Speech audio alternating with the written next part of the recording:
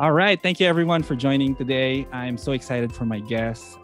He has been a source of inspiration and wisdom to so many people across different walks of life, in different situations, and even across generations. In fact, my mom has been collecting newspaper articles of his that he's written throughout the years. And this was a time when newspapers were more popular than the internet. That's when she started. So that gives a little bit of context how long my mom has been following my guest. So, Sir Francis, thank you for being here today. I am so blessed. I'm so honored. I am so grateful that you're here to share your wisdom, share your time with me and your wisdom to me and everyone else that's going to be listening to this podcast. Thank you so much, Well, sir. thanks, John. That's a more polite way of describing how old I have become. And so thank you. Thank you for that introduction. And my regards to your mom as well. Thank you. Thank you, sir. So my first question, Sir Francis, I know your history is so colored and it's been such a long time. You've had so many successes in your career and your time as an entrepreneur, as a leadership mentor, and all of these things that you've accomplished. How did your journey start? Actually, like, how did you get started in this journey? Did you always know where you would be, where you would go, and were there any roadblocks that you had to overcome to get you started on the journey? If you're going to be asking me about my journey, it's not really colorful, but it's maybe a little bit colorful on the side of misbehaving. I think I grew up in school with a very rotten attitude, thinking that the world owes me a living. And I grew up in school wanting to have the pursuit of coolness, thinking that if I rebel and I act in a different way, like I'm not conventional, that sort of makes me stand out from the crowd and makes me feel like I'm cool, which was a wrong way to start. So I went into school, flunked high school years a couple of times. Finally, when you get to a stage wherein you feel so humiliated and embarrassed, so that's the only time when I realized that I've been fooling myself all along. Went to college, started doing something I've never done before in my life. I studied, and then with a goal of wanting to end up my 4-year college degree with a little bit of a Latin honors attached to my name, and got it. But, that got me thinking, there's a principle there. Number one, you start thinking about being cool. You stop thinking about you want to be unique. You start cultivating the importance of discipline. You start having a goal, and you gotta work hard on it to make it happen. So that's the whole premise that has until today been a principle in my life right now. So to give you a little bit of a background, John, we were not born rich. The feeling of being victimized and life is being unfair thing haunted me. Like, why would my classmates, who I thought were this stupid kind of thinking, like, they're not as intelligent as I am. In fact, they're dumber. And yet, why are they wealthier? And that kind of a thinking, like life is unfair, cultivating a victim's mentality, that is somehow the kind of mind frame I had that prevented me from embarking into the things that I needed to do. So that's to give you a little background of the kind of mindset I had when I was young and when I was in high school. That was actually one of the questions that I wanted to ask you a little bit later down the line, is how you'd handle situations where things that were happening felt unfair, right? Like you worked so hard for a promotion and you didn't get it. You did all the right things, checked all the boxes, and still didn't get what you were aiming for. So in that situation, what you're saying is you can't dwell on that, right? You can't. How do you handle that actually? So if you're having that mindset, for those of us that are listening and they feel life is unfair, how do you overcome that? Well, you probably have the wrong focus. If you're working hard, you're checking the boxes, you're doing everything exactly what you're doing. The question now I want to ask you is, Are you merely compliant, or are you Mm. going beyond what is expected from you? That spells the Mm. entire difference, right? So when I started working for a company with a starting pay, hold on to your seat, you won't believe me, a starting pay of 350 pesos per month, Wow. given a government incentive of 150 pesos, they called emergency allowance. Of course, it was an emergency with the kind of pay you're getting. Every day And is an so I emergency. started, yeah. So I went to the workplace and I started observing. And I said, look at these guys. If you begin work at 8 and you finish at 5, why would they come in at 10 to 8 and start getting ready by 20 to 5? And I said, that's not the way that propelled me to achieve my goal in college. In college, when people were, passing grades as their main goal, I wanted to be the top. I wanted to pass a perfect score with a 100. And I said, what if I go in earlier and go home later and spend the rest of the time reading the memos, getting to understand the industry, studying the personalities that comprise their organizational chart, trying to get some information about the personalities of these guys, because you never know where in one day you're going to be working for them. You might as well equip yourself with some knowledge. And so that got me a promotions twice within 1.5 years. So I said that formula works. So going back to answering your question, are you focused on just ticking off the boxes and then waiting and sitting around waiting to be promoted? Or are you focused on giving beyond what is required of you? There's a word for that, by the way. It's called excellence. And then adopting this healthy mind from thinking that if I work hard, then I achieve excellence. I'm the first person to benefit. I Right. add value to myself. And if I don't get recognized and I don't get promoted, so what? That Right. thing that I've accomplished for myself, nobody can rob that away from me. Nobody can steal that away from me. And if this company is not ready, the market will be ready to have somebody who's got the added value. Then there's an opportunity out there somewhere waiting for me if my current job doesn't appreciate me. So that's how I came to that proposition and that kind of mindset. Amazing. Thank you for sharing, sir. And the way I get it from what you're saying is it's about building yourself up to be someone who produces excellence, right? This is someone who is geared towards excellence, and regardless of whether someone will reward you for your excellence, it may not be the same company that you're in, but your excellence will be rewarded somehow, some way. Exactly. And rewards always carry a particular context and a particular timing. The fantastic thing about life is that you don't get immediately what you work for. Mm. Sometimes it takes years. But what you've worked for, you immediately have that attached with you for the rest of your life. And you just gotta work more on it and then develop a higher level of skill and competence in it. And so there's forward movement. You never stop, because the moment you stop, you start deteriorating. And Yeah. so you constantly work for it. So don't focus on the reward. Focus on how you are developing yourself. Yes. Yes. I agree 100%. Thank you for sharing that, Sir Francis. Well, Just taking a step back a little bit, you mentioned that everything changed for you when you set a goal for yourself even back in college, where you set a goal for yourself that you wanted to earn something out of the time that you're gonna spend in college, right? Like more than the bachelor's degree, at least.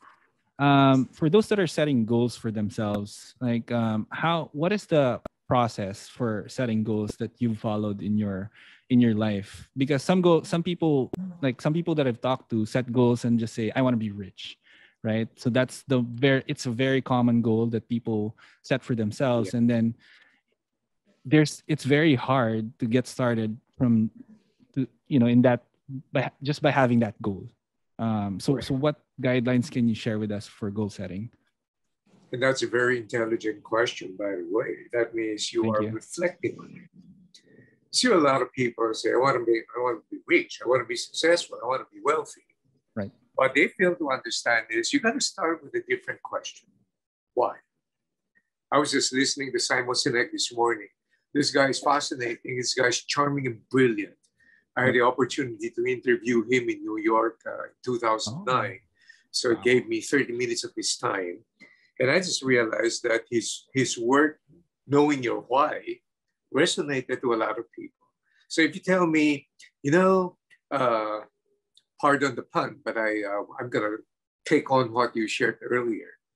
You read the book of Robert Kiyosaki's Rich Dad Poor Dad. Yeah, I don't want to be an employee anymore. I want to be an entrepreneur. My question for you now is, why? Not because I want to be wealthy. My question again is, why?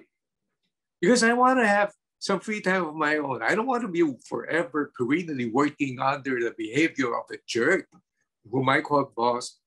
I said, why? Have you ever taken the time to really think deep about why are you doing what you're doing? Most people don't even know that. And so assuming that by some strike of lightning and you got fortunate and you win the lotto and the money is there for you. So my question now is, from why now is, what are you going to do with it? And they ended up not even knowing what to do with it. And therefore, if they work hard for that, the very thing that they have arrived at is the very same thing that destroyed them. And I've seen that happen again and again. The very important thing to ask is, why? But then, as charming and as brilliant as Simon Sinek is, I'm going to bring that to another level. While the whole world now and all my corporate clients now are talking about and mouthing the same cliche that says, understand your why, know your purpose. Wait, I have a higher challenge. Before you can know your why, I think you better know your who. Because identity precedes purpose. If you know who you are, then you will be confident and you can be a little bit more accurate about knowing your why. If I know, and let me give you one good example. If I know I'm 5'6.5", going to 5'7", I'm secure without identity. Therefore, I will never have the purpose of wanting to slam dunk the doll and jump higher than LeBron James, right? So if I know who I am, and then if I know that, hey, I have been blessed with God with the talent to communicate, that means I'm going to explore this talent and then I will do better with what God has given me. And I want ambition to do a CD or to be a rock star in the music industry, because that's not who I am. And we can go a little bit more philosophical about this, because I think this is important for young people to understand. 4 existential questions that people will ask, though they'll never admit it. Question number 1, who am I? Question number 2, why am I here? Question number 3, what should I do? Question number 4, where will I be going? Where will I be? Question number 1, who am I? That's identity. See, you always start with that one. Question number 2, why am I here? That's meaning and purpose. Question number 3, what should I do? That's morals and ethics. And question number 4, where will I be? Or where should I go? That's destiny. You never deviate from those 4 existential questions that plague humanity. Therefore, just as what I said earlier, you read the book of Robert Kiyosaki. Similarly, you read the book of Simon Sinek. It doesn't mean you just accept whatever it is. You're listening to my podcast now, to your podcast, to my interview in your podcast. You don't just accept what I say. You research, you dig deep, and you ask, wait, is there something true about what this guest is saying? And so you have to You have to embark yourself in a journey of discovery about what the truth really is. So I hope I'm not sounding too profound and too deep that I'm boring your audience to death, but that's essentially what it's all about. Yeah. No, I mean, for me, this podcast, if no one listens to it, and I'm the only one that listens, that's already a win for me. For those that are bored with the podcast, then it's maybe not for them. But there are people that will listen to this and find value and wisdom in what you're saying. And I'm one of those people for sure. Okay. There's a lot to unpack, right? In what you said. Yes. So number one, I think kind of what you're saying, and I don't know if you'd agree with this. The way I'm getting what you're saying is that knowing yourself, self-awareness is ultimately more important than figuring out the why, because in that journey of self-awareness, that's where you're gonna discover what your why is. And the other thing too is that in our country, especially, and even me growing up, it's very hard to even think about those four questions when you're surviving every day, right? Like you're on survival mode every day. If you don't have enough money, like I experienced this. I was an undergrad. I didn't have enough funds to finish college, and so I had to work really early. And so everything that I was thinking of at that point in time was about how to earn more money. I wasn't even thinking about who I was or what my purpose was in this world, where I'm going. I wish I did. I wish that I really had the opportunity to think about those things. But I'm happy where I am, and so I'm doing what I can with what I have now. But for those that are in that situation where, they're living paycheck to paycheck, and sometimes paycheck to paycheck isn't even enough, what advice would you give them in order for them to balance out, having to survive and getting on that journey of self-discovery and self-awareness? That's a great observation, John. There are two essential reasons why people behave that way. Number one, it's precisely the reason why they don't know why that they live from paycheck to paycheck. Because their only why is to be able to earn enough money in order to pay the bills. And so that for them is big enough and meaning for their existence. No, it's not. That is a lousy way to live, right? And so this is what I'll shift towards a little bit of a technical financial, because I do give financial seminars too, financial term. These are the same people who are income steady, but poor in cash flow. Their income may be steady as long as they have a job, but that's never secure unless they know their why. So they're there, compliant, looking forward to the payroll day, and then they'll have enough to pay off their bills, and then they plunge themselves into debt again, and that's a lousy way to live because they don't know the why beyond the paycheck paying the bills. Second reason why I believe that a lot of people behave that way, it is because we have been inundated by a lot of motivational cliche that is so empty and so, pardon the expression, so stupid.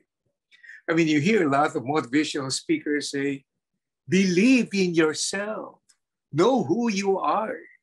And yet, the very famous and celebrated Harvard professor Carmina Ibar-Herrera says, believe in yourself? Sure.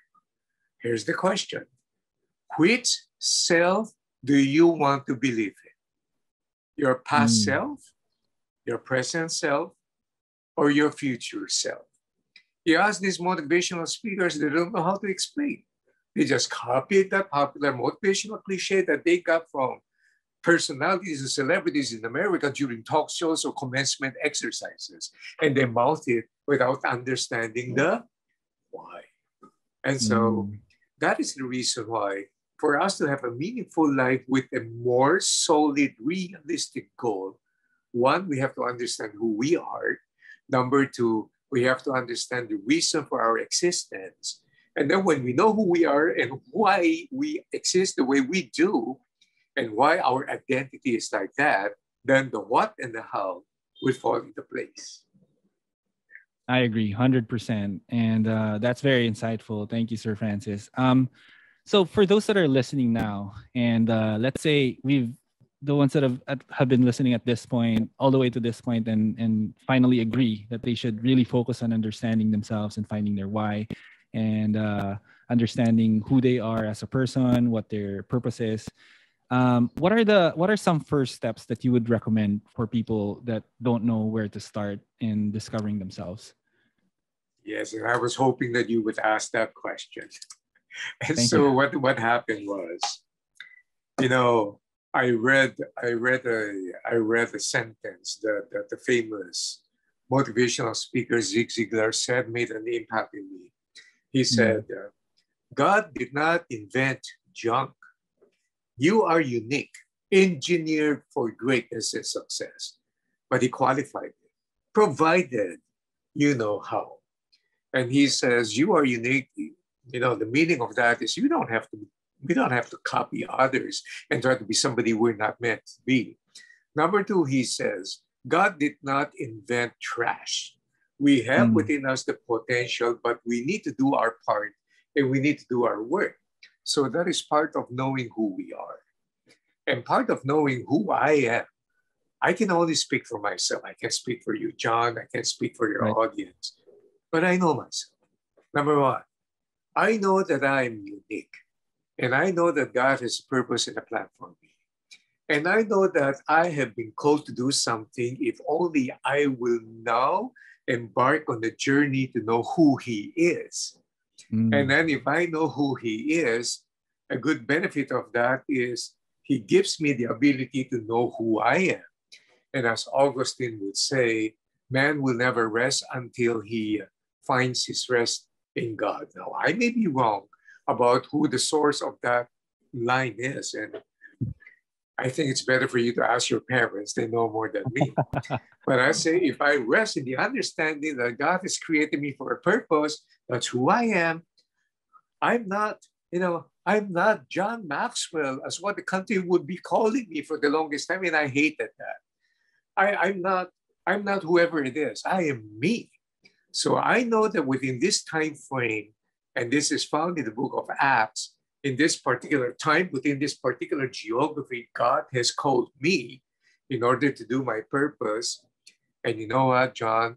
You'll be amazed to know that part of that identity is to discover what your unique talents have been. If you're going to ask me, let me give you a little bit of a amateur's diagnosis of what your talents would be. One, you can communicate well. Two, you know how to get in touch with people like me. That's a skill. Do you know that? There are company clients who wanted to invite me, and then I was so surprised when they said, we don't know how to get in touch with you. I said, haven't you tried Facebook? I'm all over the place. And thank you, sir. You would... And I would say that there's a reason why you've got parents who are called into what they've been doing. Yep. And so you got to understand who you are. What are your natural talents then? Well, I discovered that my natural talent is number one, curiosity. Number two, the desire to learn more about things. Number three, to communicate. Even when I flunked high school, it took me 6 years to finish high school, by the way. Wow. I was writing for our school newspaper. I didn't want to speak because I thought that, I don't want to be standing in front of people and then saying something dumb and I'll be rejected, victim's mentality. But I wanted to write because I can edit and I can delete. So I was writing. Today, when I look back, those are part of our identity. So I have to brush up on my writing, and then I brushed up on my speaking skills, brushed up on my natural curiosity, and then combined it with the identity of knowing that God's purpose for me is to be able to share the learnings to a lot more other people, so that in the process of doing so, to become a channel of blessing for people to understand that there's a better option to life than just running after the paycheck. Absolutely. So I hope that answers a little bit of your question. It does. Thank you so much for that, Sir Francis.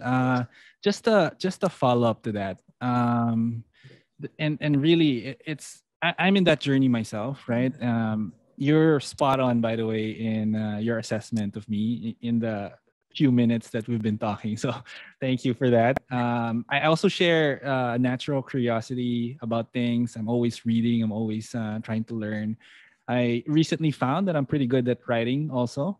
Not that great, but I've started writing. I've started my journal, and it helps me a lot. And just having a journal is very powerful, just because your thoughts are captured at that very moment, and then when you go back to it, you can kind of get to know yourself a little bit better. So I think journaling is one very useful tool in terms of self-discovery. um, so the follow-up question that I had would be, like, most of us, especially the kids that are coming up, right? Like Gen Z, millennials like myself. There's a lot of influence coming from social media. We have social media influencers. And so growing up, they kind of develop this mindset, and it piles on year after year. The more exposed that they get, it piles on, where there's exposure influence where they have to be this type of person. So they confuse who they are with the influences, the exposure that they have from social media and all of these things. How do you kind of separate and really figure out that you're this person versus this person that you're admiring and you aspire to be? Like, how do you kind of not get confused about who you are? Yes. Well, the first thing to realize is that Facebook is a billboard. It's not a diary. Whenever Yeah. you see the posts of people, they always show you the bright side. They never tell you they're having internal struggles, they're having problems. The second thing to understand is the real success of a person is that he or she remains authentic, whether it is the real person in life or even the platform that projects him to be. So in other words, you should not be taking on a persona. Now, I'm going to go back to your question, which is the millennials. They grew up in a very bright and rosy economy that has not been fair to the millennials. And they grew up with parents who embrace a erroneous parenting skill influenced by these Hollywood television celebrities being echoed by the local talk show hosts, telling them about pursue your passion. And then as long as you are passionate, you're going to be successful. You run after your passion, money's going to run after you. No, it won't. The person, and then they grew up with the cliche that, anak, as long as you put hard work into what you want to be, you can be anyone you want to be. That's not true. You can do anything you want to be. So put your heart into it. That's not true. And then you have these motivational speakers giving you all these motivational cliche and crazy things. And then you combine this with the glamorous pictures of Steve Jobs and Mark Zuckerberg and Bill Gates dropping out from college and yet ending up becoming the richest man in the world. So all of this, you add all of these ingredients, what do you get? They're all equals unrealistic expectations. So what happens now? The millennials invented a unique, original sickness called quarter-life crisis. Wow. we don't have that before. We understand life is a series of non-stop toil, trying to achieve incremental success. No instant success is ever possible in the formula until you slowly build up, until you get to the point wherein you know much, you accomplish much, you've experienced much, and now the opportunity is open for you to get better.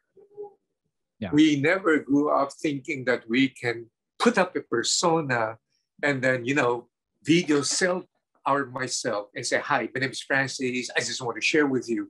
Because these are the crazy stuff that some American authors are saying. Hard work is nothing. Passion is everything. Well, he certainly was so passionate in saying that, right? But then that guy who has been teaching and infusing a lot of crazy thoughts in the minds of the Filipinos who wanted to emulate him, and he calls himself an entrepreneur guru, has not been very helpful. We still got to go back to the old-fashioned sense of knowing who we are, banking on increasing our competence, working and grinding and really hard at it, having a goal, presenting ourselves as a channel of blessing to others, because when we add value to others, we're essentially adding value to ourselves. Yeah. But I've got good news, John. You know, I attended recently Ad World, and I just attended Weave Business Growth Summit. Tonight, I'm listening again to Marcus Buckingham, for courtesy of Wobie, World of Business Ideas. And they are now beginning to understand you got to go back to hard work. Creating persona in IG, creating persona in FB won't get you far. I mean, you're not the Kardashian, right? And so even they have to do hard work. And so it's hard work. It's really the old-fashioned values that the older parents have been teaching us. That formula cannot be violated, by the way. Yes, absolutely. There's no shortcut to success, right? Like going back to your example earlier, where if you win the lottery, I think there's a statistic that I'm not quite sure what the number is, but it's around 80 to 90% of people that win the lottery go broke within a span of 2 or 3 years, and that Exactly. 2 years, right? So you've heard of it, and it's because they didn't build themselves up so that they created value, and that value translated into money that they could spend. So they didn't really earn it, and so it's very hard for them to maintain it because they don't have the set of skills and values that allow them to keep. You can apply that principle to the current dreams and aspirations of the young people. You see, the reason why they ended up in the worst situation is simply because this. Success is a heavy responsibility to carry. You need skills to be able to carry that. And when that amount of money goes to them, they are ill-equipped to handle that because they never went through the process. Yes, the process. Now, watch this now. Every young person ambitions to be as rich as Jeff Bezos or Elon Musk now. And that's why they jump into Bitcoin. They jump into all these kinds of investment. They never understood the process, right? So here now is the key. Assuming you have it, how are you going to handle it? So this is what I tell people in my webinar. And this is one lesson I learned from my wife.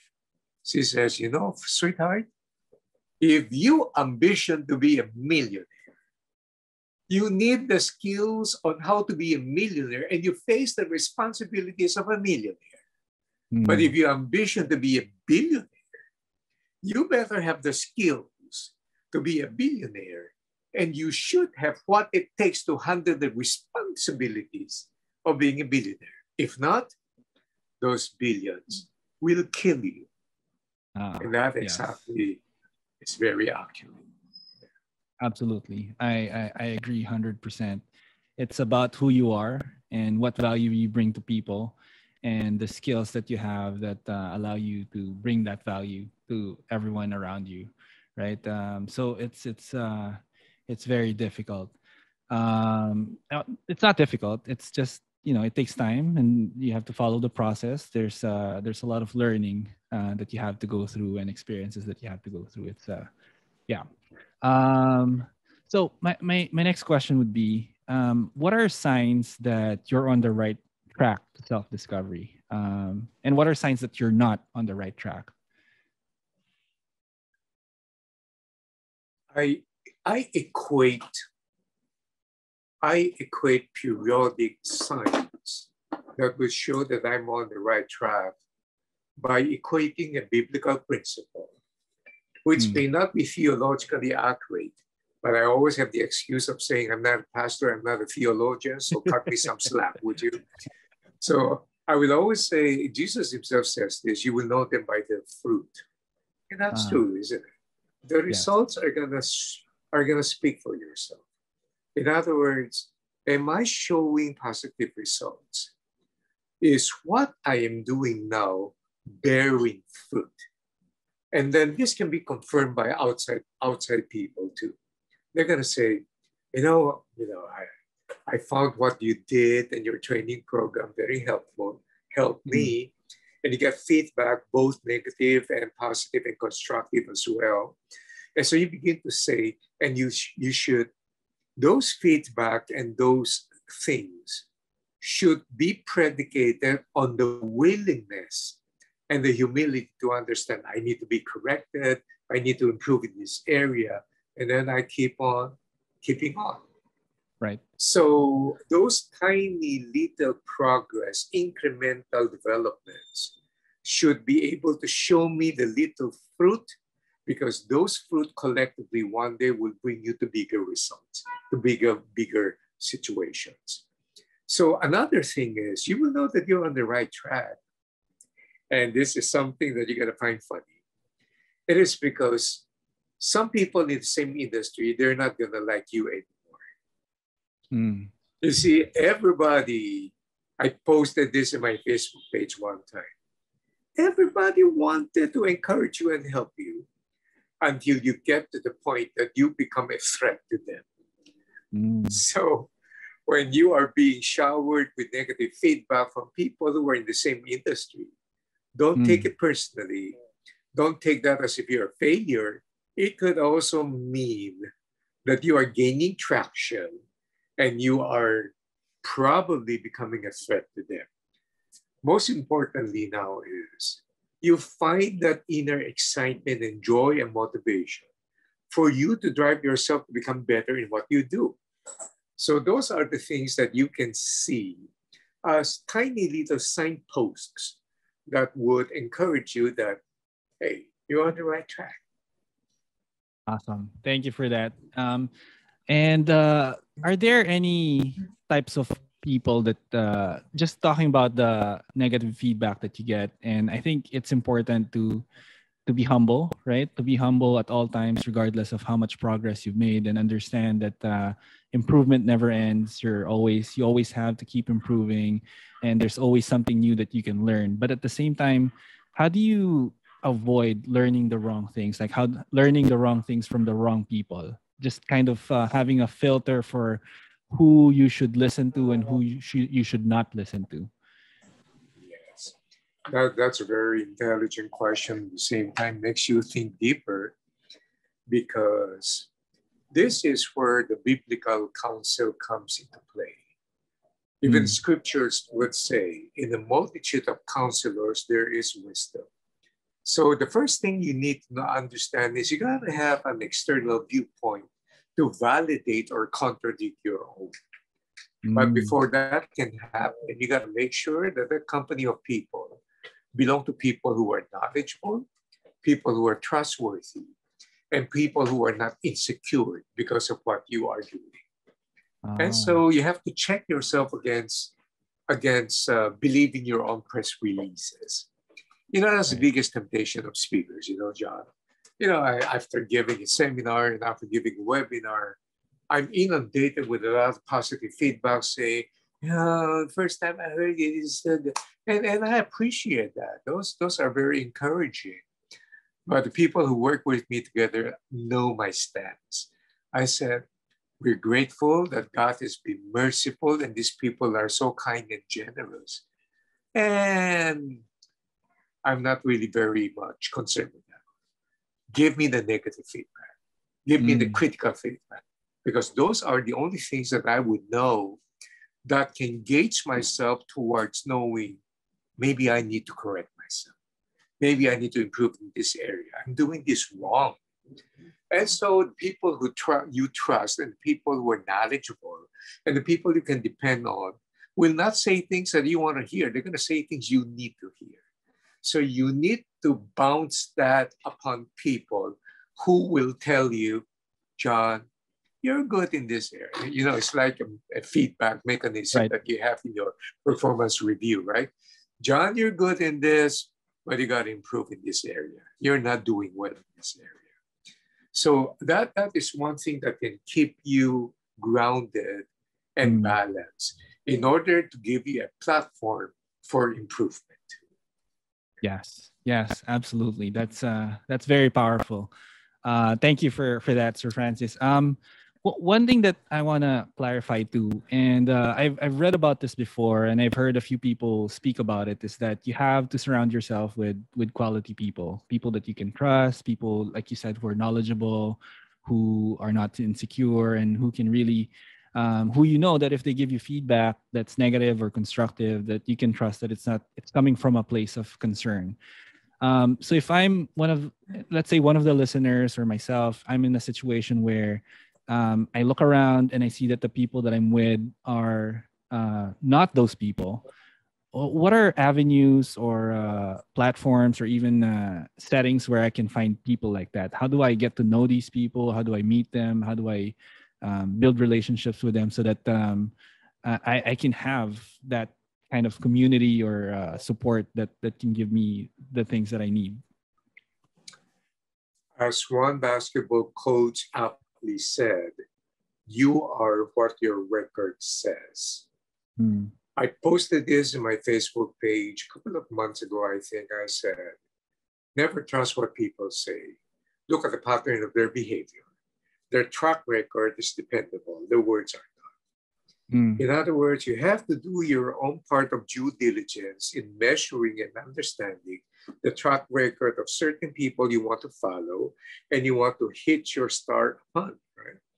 And so these are the people who would exhibit the same two ingredients required for successful businesses. Number one, for a business to be successful, it has to be sustainable. And number two, for a business to be successful, it has to be replicable. In other words, you take a look at this success. Is it a one-hit wonder, like a Harley's Comet that appears every 75 years, and once you see it with all its glamour, tomorrow it's gone? That's not success. We have a term for that. We call that chamba.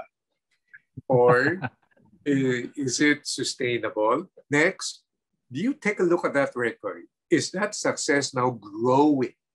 Is it magnifying? Is it amplifying? Because any business that doesn't grow is on a journey of deterioration. That's the problem with business. There's no maintenance in business. Either you're moving forward and growing or you are declining, right? It's the same. So you take a look at these people and then you look at their track record. And if you're really serious, this is the best thing. You might want to conduct a private interview with people who do business with them. Because there are two aspects now of the people you want to follow. Number one, you want to follow their competence, their ability. That's good. Those are skills. But you do not want to be destroyed by following a person who's got the right skills but the wrong values. That's character. Therefore, a very good combination will always be a person who is consistent and growing and sustainable and replicable in terms not only of skills and accomplishments, but more so in the character of that person over time. Now, I am willing to really attach to these people and to learn from them. Because number one, I know they won't sell me short. Number two, I know they won't betray me. They are trustworthy. And number three, I know that by learning from them, you have this halo effect, not only in terms of character, but you have something that you can write on that is dependable, that will not also destroy the credibility and the reputation that took me so many years to build. Because if you hitch on the wrong person, that person can also destroy your very character and your reputation. Yes, absolutely. Yeah, that's very powerful.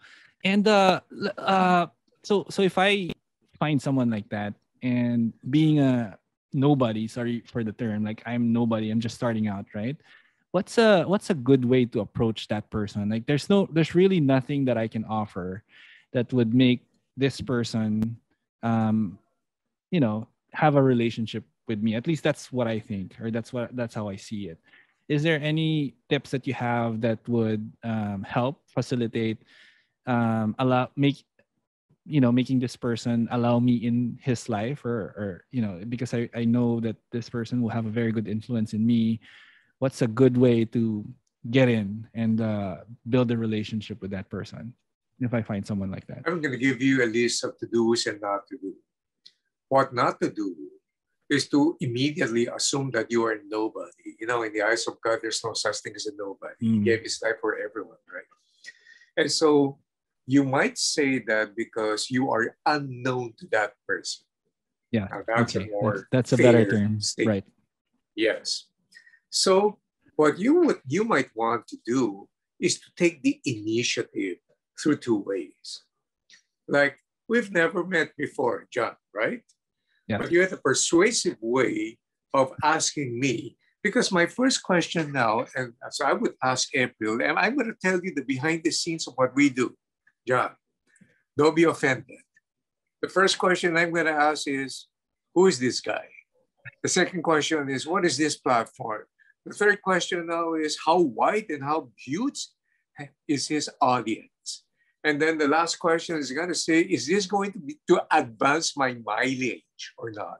Or is it going to be a waste of my 1 hour? I mean, I can watch a Korean K-drama rather than facing this guy who is unknown, right? But that's not me. That's not me. I started as an unknown. And I appreciate the importance of having somebody at least listen to me. So that is a lesson that I appreciated that I'll never forget. So here are some practical things. Like what you did, you got away with what you did, right? That's why we're talking now. Thank you. Another way, because not everyone thinks and behaves the same way I do. Another way is you try to do your due diligence and get a third party who is known to this person. And then you get that person to be the bridge to bring you to that particular person that you want to be learning from. But the initiative now is on the part of the person. The person can always say, oh, okay, yes, okay, so this is what we can do. I'm willing to mentor you. Or this person can say, I really don't have time to do this. But if you want to do this, then I'm okay with it. Just accept it. Because the terms are not set by you. The terms have to be set by the mentor. Right. Yeah. So you go there and stop using those usual flattery words. I've been a fan of yours. I've been following you. I admire you. The real mentors don't want to hear any of that. They're established. They know they're secure. But what they want to know is, I realize that I've got so much to learn from you, and hoping that in my own ways, you might find me helpful also in the future for whatever it is. But I really like to learn from you. Those flattery and compliment will get you nowhere. But the sincerity and authenticity of what you project and what you express will be some kind of a key to open up the person's interest. But the most effective of that is to look for a third party who can bridge you. Well, I'm sure you've come across the concept of levels of separation. It took 6 people in order to get you to know somebody else, right? So you accomplish that one, and that will work. Got it. Amazing. I've never actually heard of that before, but just hearing it from you just inspires me so much. I'm gonna apply that for sure. I really appreciate that, and so thank you. And Sir Francis, by the way, I don't take this for granted. I'm really, really grateful that you spent this time with me instead of watching a K-drama. So again, thank you so much. My pleasure. Thank you. I just have a couple of questions left. One of the people that I follow and that I've learned a lot from is Tim Ferriss.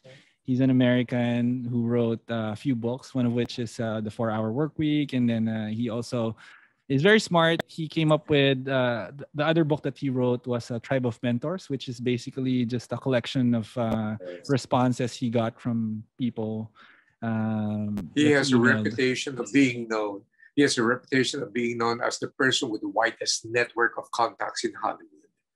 Yeah, He does. I that's didn't actually know that, but his contacts for sure are so wide. He interviews so many people, and I follow his podcast, and I learned so much from him. So I've taken a couple of questions from his book that I wanted to ask you. So the first one is, how has a failure or apparent failure set you up for later success? And do you have a favorite, quote unquote, favorite failure of yours? Oh yeah. The only way that you can bounce back for any perceived failure, and I notice the emphasis on the word perceived, is to stop thinking that it was a failure. Now, there are mistakes that we have committed, sometimes out of our own stupidity, sometimes it is done unto us. But then there are two kinds of mistakes. Number one is what I call the learning mistakes. You learn a lesson from there, and then you become better, you become wiser, you become more experienced. The other one is what I call stupid mistakes. They're the same mistakes you have committed in the first place. You never learn from it. Over and over again. When we go through those mistakes, which are new, that's a good one. That means you're trying out new things. You're experiencing new adventure. Now, if you've gone through a learning mistakes, that's not failure. You now have to replace that word mistakes and failure with a better word. It's now called tuition. You just paid for the lesson. So that's one thing. Second, we have to understand that every victory, every success, every failure, every setback shapes, molds, and forms us. Every crisis shapes us. Therefore, this crisis is making a lot of people better. Yeah. I was just watching the television interview ANC of my good friend Steve C., who is now with Deal Grocer. Big Deal. Deal something, who's got a $300 million infusion in his business. And I know him. I know how great deals. I knew how he started. He's a friend of mine. I'm so happy for him. And so I was watching him and I said, wow, look at this guy. He started from scratch and now he's here. He started by asking me permission to sell my books in his platform. Now look, all these FMCG companies are manipulating and wrestling for a slot to be part of his platform. And so when I look at him and I said, man, this guy is becoming better because of the crisis. Right. And yet I've seen a lot of people now wallowing in misery because the crisis have hit them. Now, some of them who do not know how to get out from this or how to have had the experience of dealing with crisis, they feel defeated. That's why this crisis has made people better, stronger. This crisis has made people bitter, miserable. Yeah. And this crisis have made people butter. They melt, which should not be. Every single crisis shapes and forms the person.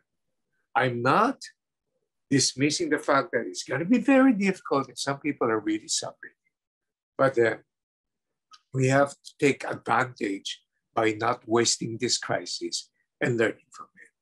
So the answer to your question about the favorite failure that I have had, it is when I lost the garments business that I started with a few partners of mine, and lost entirely the whole thing because they snatched it away from me, leaving me with nothing.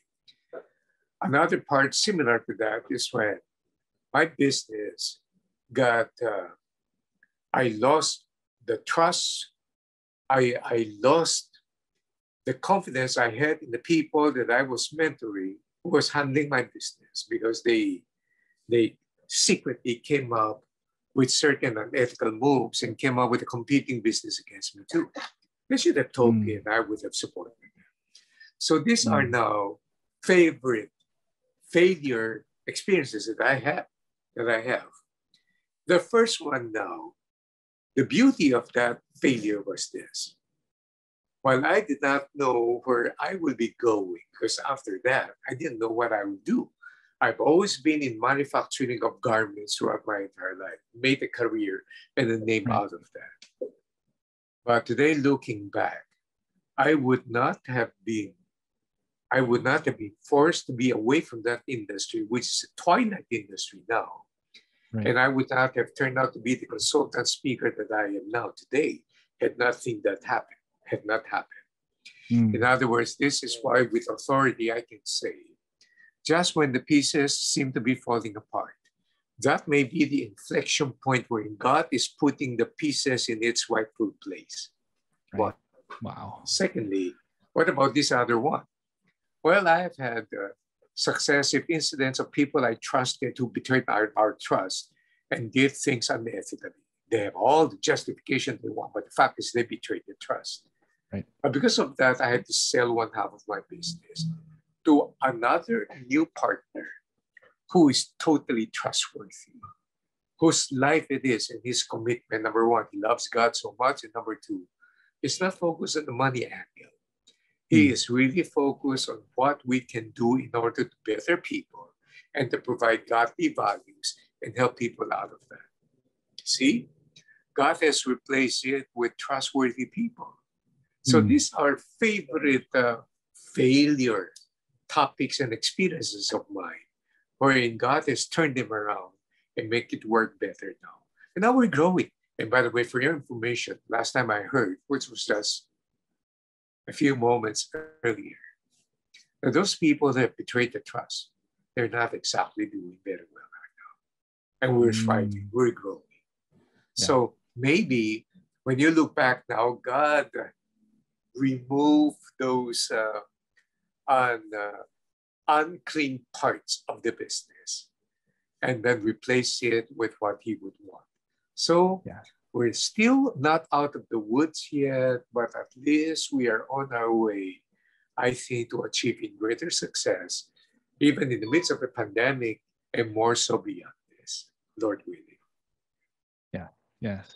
That is so. I'm actually getting goosebumps when you were telling your story. It's such a powerful story, and it kind of goes back to earlier, like in the first part of this discussion, where you have to put God first, and like you never know what God has in store for you, right? Like a defeat looks like a defeat, but in God's eyes, it's actually the beginning of something better, probably, most likely. Yeah. So the other question that I have, in the last 5 years, what new belief, behavior, or habit has most improved your life? It's still the same behavior that I have cultivated since 1985. And that is the desire for learning, the curiosity. As an apologist friend of mine would say, the perennial search for wonder. Always getting to be excited with new ideas. And I was just in a podcast with one of the most successful business leaders in the country who has retired and he's on his own. There was one time when he was handling 19,000 people in a call center and the shared services companies. You're familiar with that industry. Yep. And he was asking me this question. And I said, well, you know what? One thing I have learned is this perennial desire for wonder, always wanting to know, has been with me. In fact, he did his homework. Before he interviewed me, he knew so much about me. And I said, I hope you won't mind my saying this, but you did my background search so well. Are you associated with an intelligence agency or something? And so he says, I know you, Francis, because I have heard that, I've heard so many things about you. And that search, that seeking for wonder has kept me alive all this since 1985 until now. And then he discovered something about me, that I love speaking, I love training, I love engaging with the audience, but that's not my biggest love. But I'm not, so of course, love God, love my family. Apart from that, my biggest love is in lesson preparation. You Mm. can hardly snatch me away from my workstation, my laptop behind me. My wife has to physically drag me away and say, "It's dinner, sweetheart, it's dinner." Because I get so excited preparing lessons, the discovery of things which I feel can help people. No, I just gotta share this. In my next level up leadership run, I just gotta share this because people need to know so that it can be relevant with their condition now, because this is going to help them to make their business better, to make their lives better. So that's the biggest part of my excitement all these years. And I pray that that will not go away. The constant curiosity to learn and the perennial search for wonder, for new discoveries that I can learn, process, and then share it with others. Wow. Thank you so much for that, Sir Francis, because I relate to that so much. I read books almost every day. And every time I read something new, I just feel like I have to talk to someone, I have to share this thing with someone. I'm so excited. And I hope that I can be able to share what I learned as well, just like you did with all these years. And you're such a blessing to so many people. Really appreciate you like having that So, gift. John, And yeah. good. I'm going to ask you a question. Now that you've read the book, you come across a gem, a nugget of wisdom. What do you do with it? First thing I try to do is I try to apply it, and Okay. then Good. I try to find someone to share it with, like just share it Correct. like a regular conversation. And so I'm always so excited. Usually my mom is the person that I get to share these things with, and we have a conversation around it. But that's it. So I'm going to give you a professional trade secret of mine, which will no longer be a secret as I share this with you. Okay. Whatever it is that you've gotten, put it in your Evernote. Evernote is an application that performs like a online platform it's like a workbook thingy. And I just read, I listen, I learn, I attend webinars, and I'll capture all of them. You curate and you collect all of your valuable information. Go through the discipline of organizing them according to the different topics. Take a look at Evernote. It's not gonna.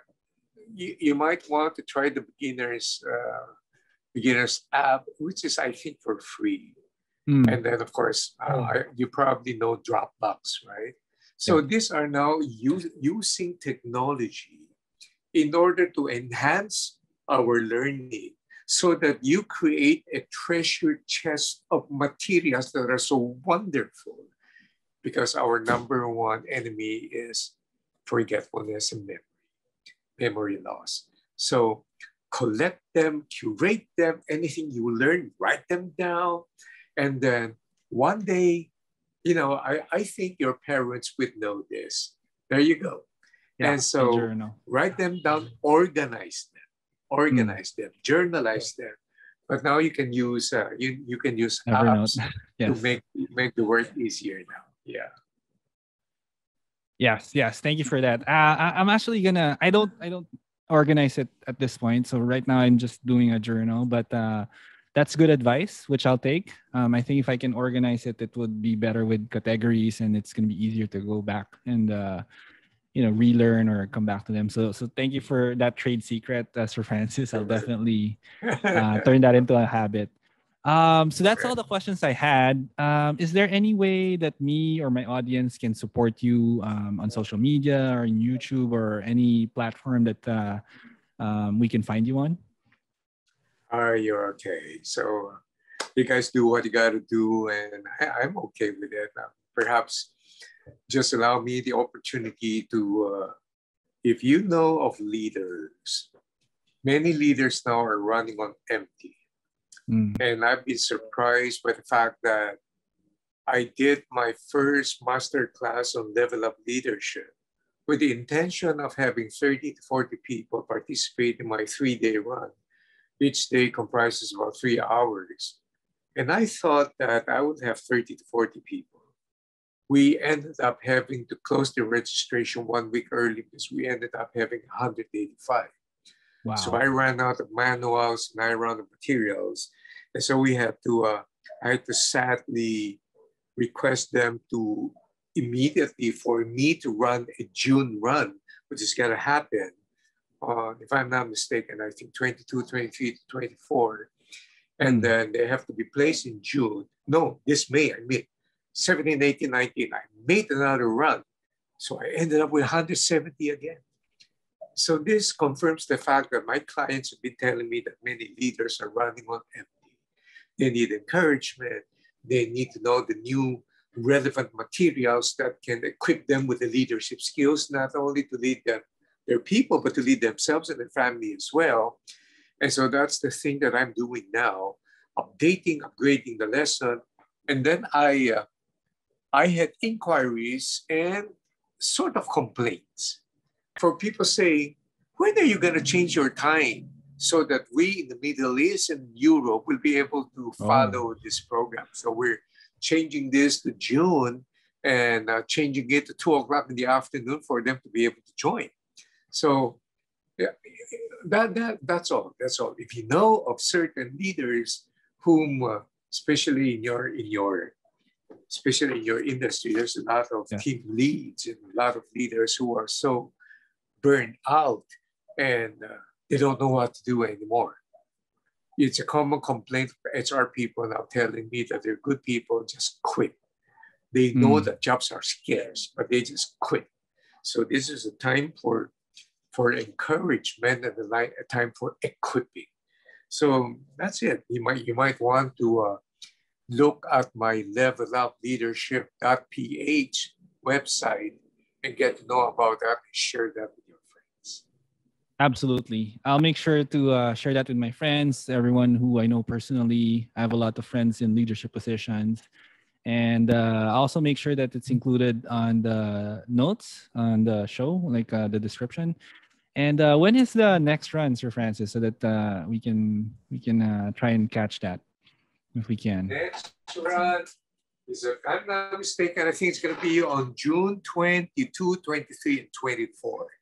It's 3 hours every day. Got it. It started with 2 hours, but then a lot of interaction and questions came in so that we had to extend every run. So I finally decided, let's just make it 3 hours na lang. You know, this broke the standard expectations like Zoom should not go beyond 1 hour. It's not true. Yes. I mean, people are just so hungry, they want to learn. I think if you have relevant and pertinent content, they're just wanting more of it. Yes, absolutely. Especially since it's in the comfort of your own home, it's a lot more convenient. And is registration open at this time, or is there a specific date? Yes, it is. Okay. It is already open. You know, it's going to be 22, 23, 24. We already have about 20 registrations already. So that's an extremely good sign. And 40% of registrations always come in during the last 4 days. You know, Filipino last minute time thing. We're expecting that to happen. Got it. All right. Thank you so much, Sir Francis. I really appreciate your time, and I hope I can support you in some way in the future, whatever it is. Let's stay in touch. And I'm very grateful for everything that you've shared. A lot of these things, if not all of these things, I'm definitely going to apply. So thank you. I wish you good health for yourself and your family, everyone that you know. Yeah, you too. Thank you so much. Thank you, Sir Francis. God bless you. Thank you for having me. Bye-bye.